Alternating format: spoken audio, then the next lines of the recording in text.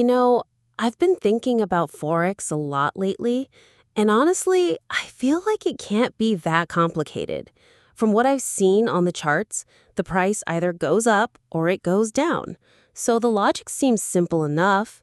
If it's going up, I should buy, and if it's going down, I should sell. I mean, why overcomplicate it?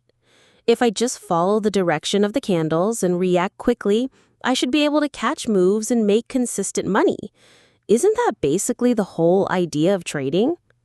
I understand why you think that, and actually, most beginners start with that exact belief. On the surface, the market does look that simple up and down, buy and sell. But that simplicity is an illusion. The problem is that what looks like a clear direction in the moment is often a trap set by larger players. If you buy just because the candles are green, very often you're buying at the very top, just before the market reverses. And if you sell just because the candles are red, you're often selling at the very bottom, right before price shoots back up. The reason this happens is that the market isn't random. It's engineered to take money from traders who react emotionally and impulsively.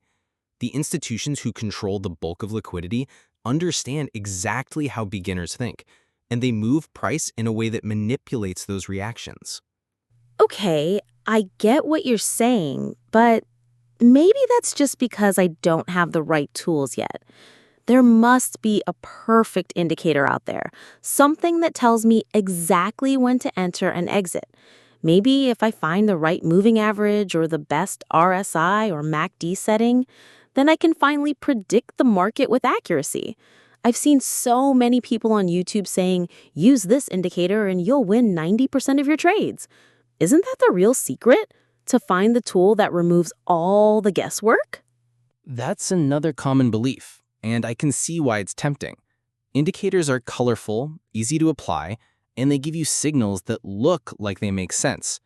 But the truth is, every indicator is based on price, and price always comes first. That means indicators lag behind. They only reflect what already happened, not what is about to happen. By the time your indicator flashes a buy or sell signal, the institutions who truly move the market have already positioned themselves. So if you rely on indicators alone, you'll always be late to the party, buying after the move has already happened or selling after the market has already fallen. Indicators can sometimes help with confirmation, but the core skill you need is understanding raw price action, liquidity zones, and market structure. That's where the real edge lies. Hmm.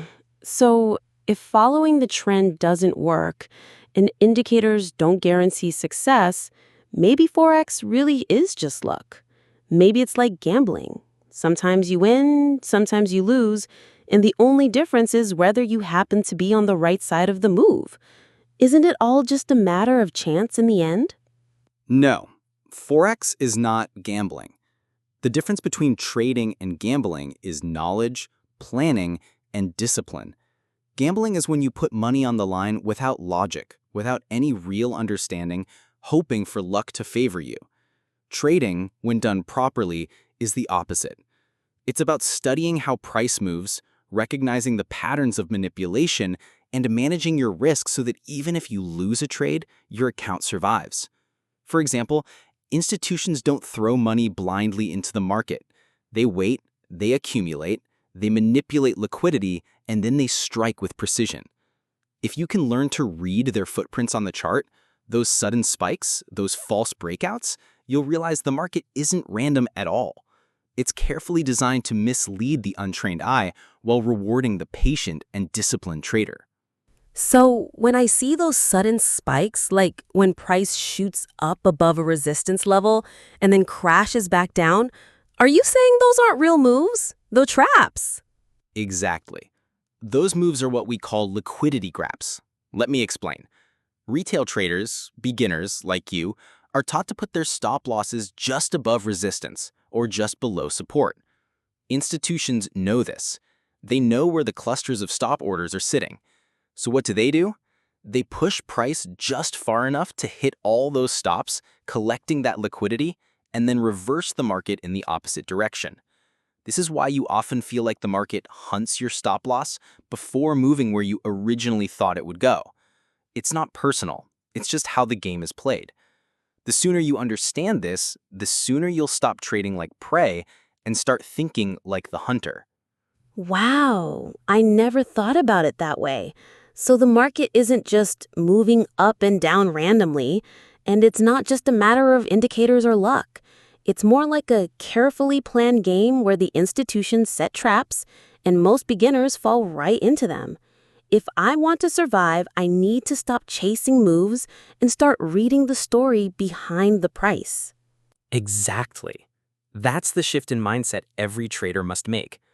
When you stop reacting emotionally and start observing patiently, when you learn to see liquidity pools and manipulation patterns, you stop being the liquidity and you start trading with the smart money.